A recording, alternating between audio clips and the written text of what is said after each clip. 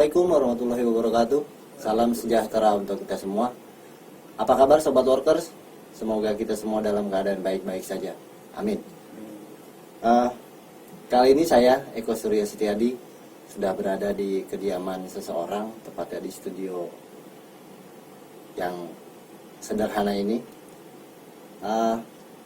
Saya sudah bersama dengan Pak Iman Sukmanajaya sebagai Divisi Pendidikan Nasional Federasi Serikat Pekerja Mandiri. Apa kabar Pak? Baik, alhamdulillah. Ya, Sobat, kita hari ini akan ngobrol-ngobrol santai terkait ketenaga kerjaan pada umumnya dan tentang serikat pekerja atau serikat buruh pada khususnya. Saatnya buruh bicara. Oke, gini Pak Iman Sukmanajaya. Saya panggilnya Pak Iman aja ya? Iya, santai aja, santai. Saya mau tanya nih Pak, ya mungkin ini mewakili pertanyaan dari teman-teman banyak orang lah. Apa sih Pak sebenarnya definisi dari serikat pekerja atau serikat buruh itu sendiri? Kalau definisi yang paling simpel bahasa masyarakat umumnya sih persatuan para pekerja. Simpelnya seperti itu, ketika para pekerja di dalam satu perusahaan yang sama kemudian mendirikan sebuah organisasi atau asosiasi untuk mewadahi mereka sebagai pekerja dalam kaitan hak mereka sebagai buruh dan tenaga kerjaan, itulah yang disebut serikat. Itu kalau definisi bebasnya ya, terjemahan bebasnya itu. Tapi kalau mau lihat terjemahan formilnya itu ada di Undang-Undang 21 tahun 2000 tentang serikat pekerja serikat buruh, ada di pasal 1 ayat 1. Oke. Lalu tujuan daripada serikat pekerja atau serikat buruh itu sendiri? Ya, sebagai organisasi pekerja tentunya dia punya tujuan utamanya untuk sebagai wadah para pekerja dalam memiliki hubungan industrial di perusahaan terhadap pihak pengusaha. Tujuannya apa? Tujuannya organisasi serikat pekerja ini adalah untuk mewadahi ketika para pekerja ini ada hal-hal terkait ketenagakerjaan, misalnya terkait hak normatif atau ada perselisihan ketenagakerjaan atau ada hal-hal yang menjadi kepentingan pekerja yang itu belum diatur di peraturan perusahaan atau perjanjian kerja bersamanya dan itu ingin diajukan kepada pihak pengusaha. Serikat pekerja inilah didirikan untuk itu tujuannya. Oh, jadi mereka yang mewakili teman-teman pekerja di tempat itu untuk menjadi wakil dari para pekerja untuk berhadapan atau bertemu dengan pihak pengusaha. Oke. Selain tujuan tadi, fungsinya ini selain itu sebagai apa lagi tuh Pak? Nah, karena tujuannya tadi untuk kalau bahasa formilnya sesuai undang-undang, tujuannya membela, melindungi dan memperjuangkan hak, kepentingan serta kesejahteraan. Karena tujuannya itu tentu saja fungsinya segala sesuatu yang berkaitan dengan tujuan tadi. Artinya misalnya yang paling utama serikat itu menjadi wakil pekerja dalam memperjuangkan aspirasi para pekerjanya terhadap pengusaha. Sebagai wakil pekerja dalam perundingan PKB misalnya. Wakil pekerja dalam hal ketika ada perselisihan antara pekerja dengan pengusaha misalnya. Atau bahkan kalau yang di tingkat sudah advance seperti di Eropa sana, serikat pekerja itu berfungsi untuk memperjuangkan kepemilikan saham di perusahaan. Jadi serikat pekerja bisa punya saham Pak di perusahaan? Bisa, bahkan di undang-undang ada itu. Mantap tuh guys. Kalau kita bisa punya saham di perusahaan bukan cuma bekerja tapi kita sebagai pemilik. Betul kan? Betul. Mantap. Tapi gini Pak, yang terjadi di negara kita khususnya, kita nggak usah terlalu jauh ke Eropa gitu, itu udah canggih lah. Anggapan para pekerja terutama khususnya hotel atau restoran ini menganggap momok dari serikat pekerja itu sebagai sesuatu hal yang aneh atau sesuatu hal yang menyeramkan, bisa dianggap sebagai hal yang seperti itu. Gimana menurut Bapak? Ya ini sih ada dua hal ya. Yang satu faktor kebiasaan karena di industri pelayanan atau service industri seperti hotel dan restoran itu kan, saya juga pernah di hotel gitu, pagi-pagi doktrinnya itu udah smile, service excellent, Nah, ya kan? Baru mau marah sedikit smile, balik lagi ke situ. Ya ini memang doktrin yang memang harus dihadirkan oleh pengusaha agar para pekerja melakukan pelayanannya dengan sempurna. Itu betul dalam konteks dia sebagai pekerja terhadap para tamu. iya. Tapi dalam konteks dia sebagai pekerja, Hah? siapa yang menjawab itu?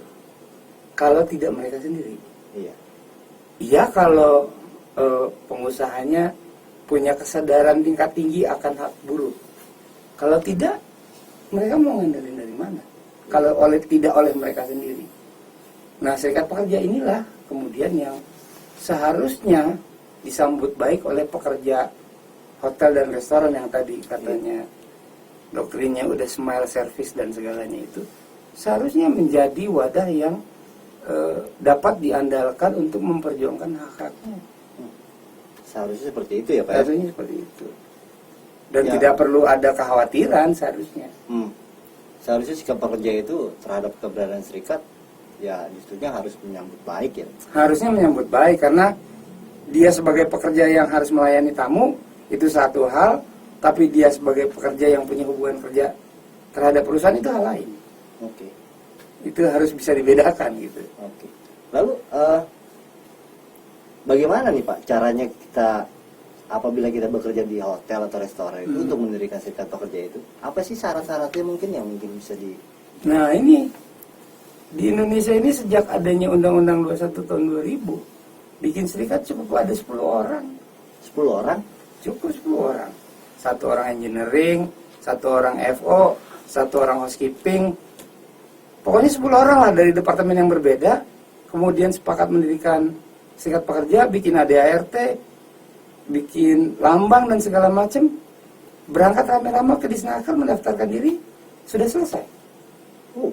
Semudah itu berarti ya? Semudah itu, nggak ada yang harus diawasi. 10 orang guys, kita bisa bikin serikat pekerja tuh. Cukup. Gampang kan? Cukup.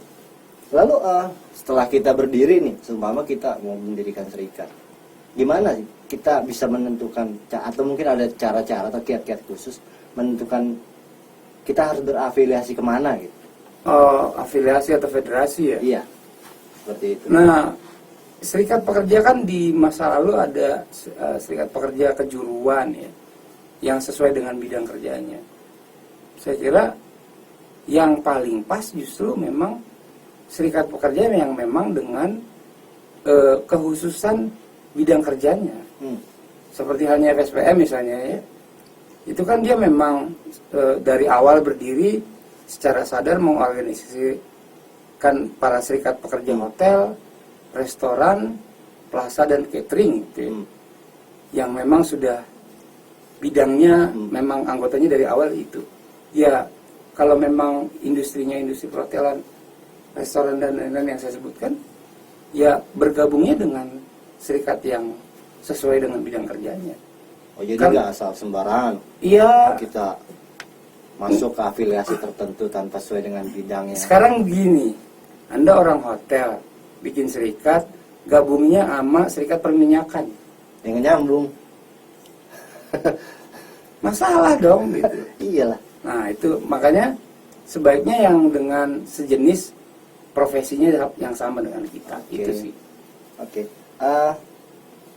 Apa sih Pak sebenarnya bedanya gitu kalau kita bekerja di perusahaan yang mungkin sudah ada serikatnya dengan yang tidak? Yang pasti sih kalau udah ada serikat kan udah ada badan atau wadah yang mewadahi para pekerjanya untuk persoalan-persoalan ketenagakerjaan. Ya. Sehingga pekerja yang bersangkutan kalaupun ada masalah nggak sendirian, berhadapan dengan atasannya langsung, dengan manajernya, berhadapan dengan direktur HRD, Ya. belum lagi berhadapan dengan direktur GM. Nggak mungkin lah. Ya. Kita yang cuma buruh biasa, Yang ada deg-degan doang. belum ketemu aja udah Permisi Pak, saya ke belakang dulu. Nggak akan mungkin bisa kita sendirian menangani persoalan-persoalan kita sebagai pekerja. Kita butuh wadah itu. Oke. Misalnya saya sudah bekerja nih Pak di perusahaan atau restoran gitu, yang udah ada serikat pekerjanya. Tapi serikat pekerjanya itu tidak berfungsi dengan sebagaimana yang tadi Anda sebutkan di awal. Lalu gimana tuh kira-kira? Ada istilahnya tuh namanya serikat papan nama. Wah, papan nama. Iya, jadi di pabrik atau di perusahaan, di hotel, serikatnya katanya ada, papan namanya ada, tapi orangnya siapa nggak jelas. Wah, Disebutnya serikat papan nama namanya. oh gitu. Karena yang ada cuma papan namanya saja. Oh, Jangan tanya fungsinya, bahkan orangnya siapa aja nggak jelas. nggak jelas. Nah, kalau itu yang terjadi, maka yang harus dilakukan oleh para pekerjanya adalah ditanyakan kembali kepada para pekerja, masih merasa perlu nggak sama serikat pekerja yang ada? Karena serikat pekerja itu kan bukan ada pemimpin terus ada anggota, bukan. Serikat pekerja itu para pekerja yang membangun, mendirikan, kemudian berdiri serikat pekerjanya, dan kemudian bersepakat menunjuk yang siapa yang jadi pengurus. Bukan terbalik loh. Iya. Ada pemimpinnya baru anggota, bukan. Serikat pekerja itu yang merasakan kita yang memerlukan. Dari pekerja, Oleh pekerja untuk bekerja. untuk bekerja. Oh, oke. Maka kalau ketika kita masuk ke perusahaan, misalnya kita pindah kantor gitu, katanya ada serikat tapi cuma papan nama.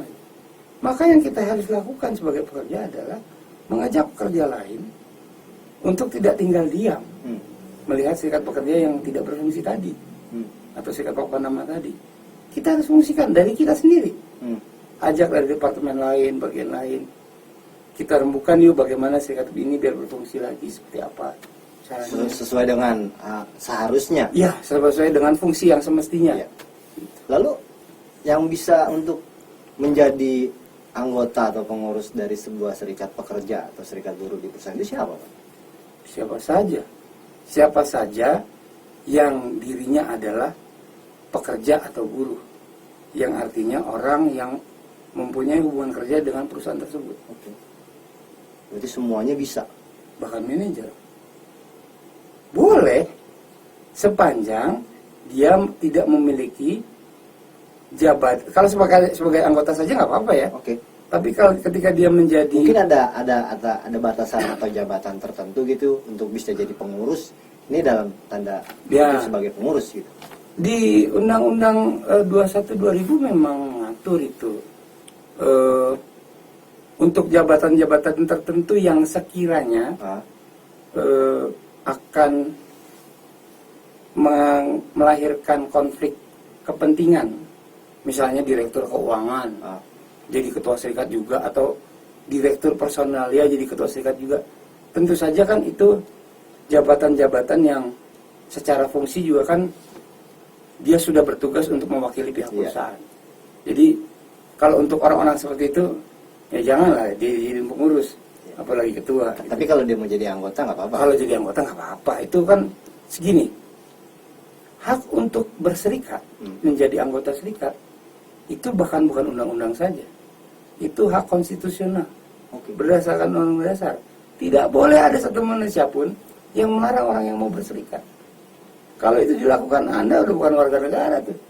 Karena kalau Anda menghormati undang-undang dasar, Anda harus menghormati hak berserikat. Ada nggak tuh Pak sanksinya kira-kira kalau ada mungkin seseorang atau melarang menjadi anggota serikat gitu? Anda nggak boleh jadi anggota serikat. Ada, jelas. Itu di Undang-Undang 21 tahun 2000. Setiap penghalang-halangan atas hak berserikat untuk menjadi anggota serikat, untuk menjadi pengurus, untuk melaksanakan fungsinya sebagai pengurus atau tidak melaksanakan fungsinya sebagai pengurus serikat pekerja, itu dikenai sanksi pidana. Pidana? Pidana. Secara hukum kita udah harus menghormati itu hak berserikat. Nggak boleh lagi ada orang yang harus melarang. Terus nggak boleh lagi juga ada orang yang jadi ketakutan karena ingin mendirikan serikat, itu nggak boleh. Karena itu sudah diatur sejak tahun 2000. Sejak 20 tahun yang lalu ya. 20 tahun yang lalu. Betul. Tapi hari ini yang terjadi masih banyak teman-teman pekerja yang malah justru takut. Tuh guys, dengerin. Bahkan sanksinya pidana, penjara. Nggak main-main. Nggak main-main. Negara kita sudah menjamin akan hal itu. Ya. Oke, Pak Iman sebagai mungkin sebagai pertanyaan penutup Ya. dari saya yang terakhir, terkait disahkannya undang-undang Omnibus Law Cipta Kerja, Nah, gimana nih kira-kira? yang kemarin Lagi rame hari ini, ya kan? hari ini lagi ramai, kemarin tiba-tiba disahkan. Tiba-tiba disahkan. Bagaimana nih menurut Pak Iman peranan dari sebuah serikat pekerja atau serikat buruh untuk kedepannya? Ya, disahkan atau tidak disahkan, atau beneran jadi undang-undang atau tidak jadi undang-undang itu Omnibus Law, serikat pekerja akan harus tetap hidup. Serikat pekerja akan harus tetap ada. Wadah itu harus tetap dihidupkan oleh para pekerjanya. Pengorganisasian, pembelaan hak, dan segala kepentingan serikat pekerja harus tetap jalan. Ya. Artinya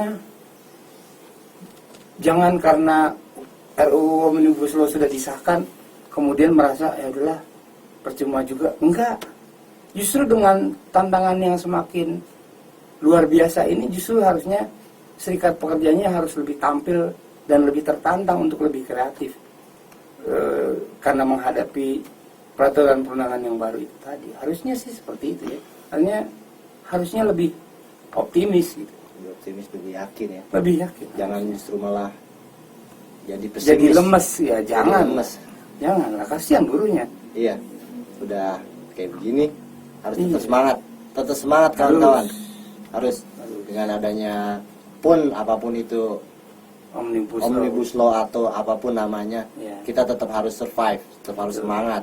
Betul. Oke, kita udah panjang lebar ngobrol tentang serikat pekerja atau serikat buruh dengan Pak Iman. Terima kasih Pak Iman atas waktunya. Sama-sama. Sampai jumpa lagi di kesempatan yang berikutnya. Berani berjuang, Pasti menang. pasti menang.